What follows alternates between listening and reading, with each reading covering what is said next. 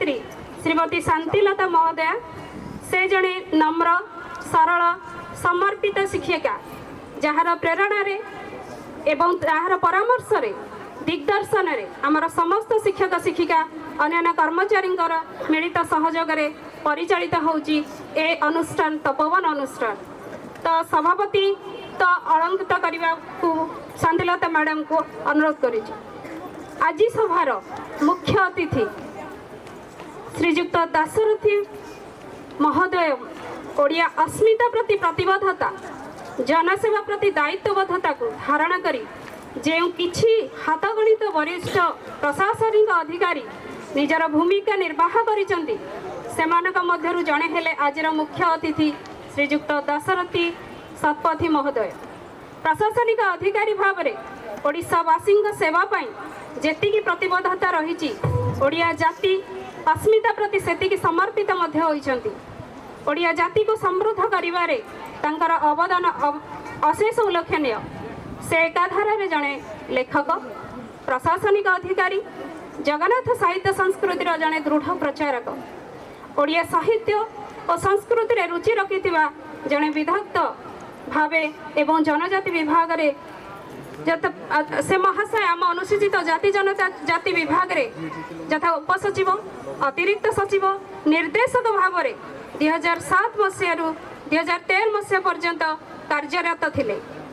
से मध्य विद्यालय गणशिक्षा विभाग अतिरिक्त शासन सचिव भाव में निजर दक्षतार पराकाष्ठा देखाई 2015 मसीह सोनपुर 2018 मसीह केन्द्रापड़ार जिलापाल भाव में प्रशासन मान वृद्धि संगे जनसाधारण निकटतर होइछंती।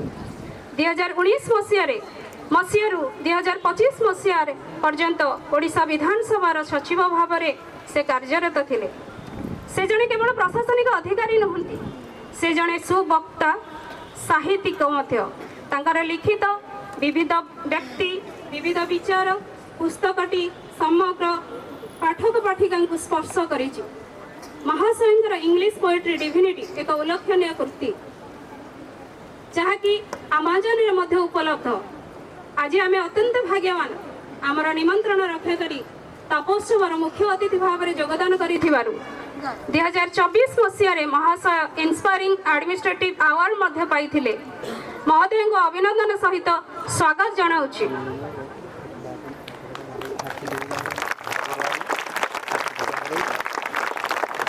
आज पवित्र दिवस तपोत्सव मंचसीन मुख्य वक्ता श्रीजुक्त नारायण मिश्र महोदय से एकाधारे अवसर प्राप्त वरिष्ठ पदार्थ विज्ञान सुनामधन्य अध्यापक लेखक वक्ता स्तंभकार भाव में सुपरिचित।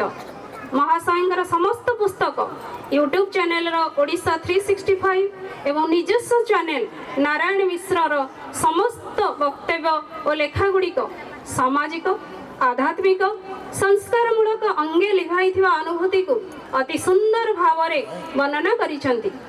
भीतरी कथार वीडियो सहित बही मध्य महाशयंकर समाज संस्कार धर्मी दर्शन एक बलिष्ठ अभिव्यक्ति जहाँकि ओडिया साहित्य क्षेत्र में एक अनन्य अवदान।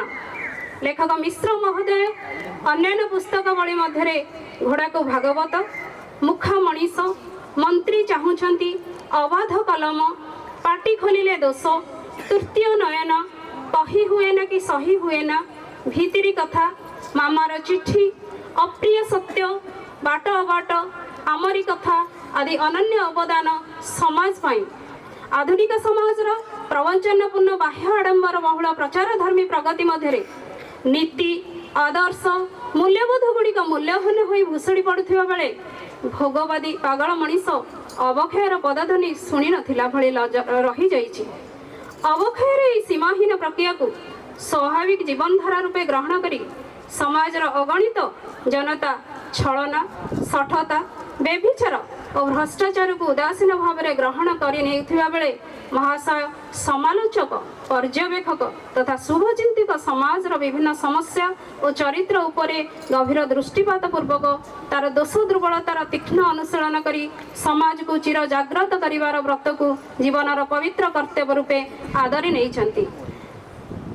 मु अनुरोध करी समस्त दर्शक मानक नारायण मिश्र महोदयंकर यूट्यूब चैनल ओडिशा 365 एवं नारायण मिश्र ए दुईटी को निश्चित सब्सक्राइब करेंगे और प्रत्येक दिन गोटे ना गोटे वीडियो देखिए।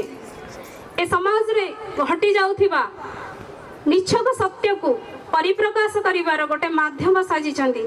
तेणु मु महोदय को आंतरिक धन्यवाद देउची ए प्ररी एक चेष्टा चलाई रखिथिबारु।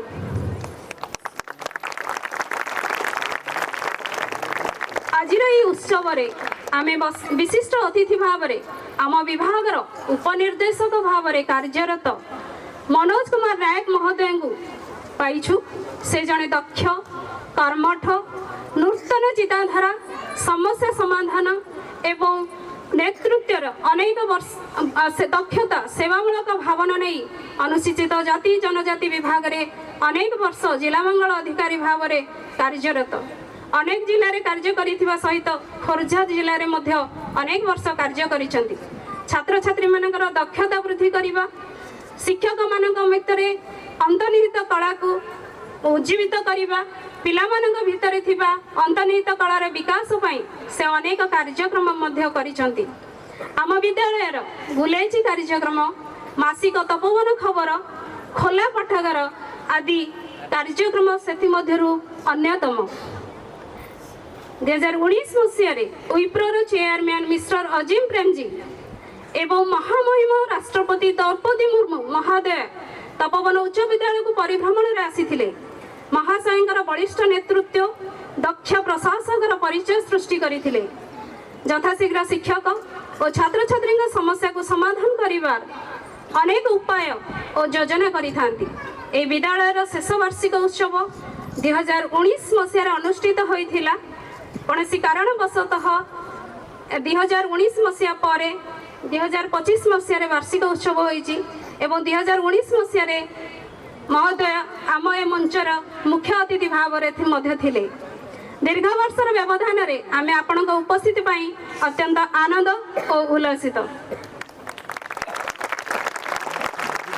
अन्यतम विशिष्ट अतिथि भाव में शिक्षा निरीक्षक केन्दुझर श्रीमती संचिता बेहेरा मैडम शिक्षादान शिक्षक और छात्र छात्री को भल पाउथिबा एक निरा व्यक्तित्व शिक्षादान को सरल सहज बोधगम्य एवं शिक्षक मान प्रति किपरि पिला माने आकृष्ट होबार विभिन्न प्रकार शैली से सर्वदा से चेष्टित थांती।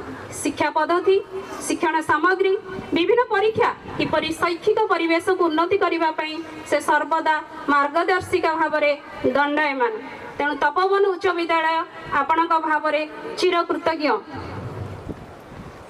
आज विशिष्ट अतिथि आमर प्रिय जिला मंगल अधिकारी डॉक्टर गीतांशु मोहन दास महोदय आज अन्यतम विशिष्ट अतिथि। से जने दक्ष सचोट कर्तव्यपरायण निष्ठावान व्यक्तित्वर अधिकारी।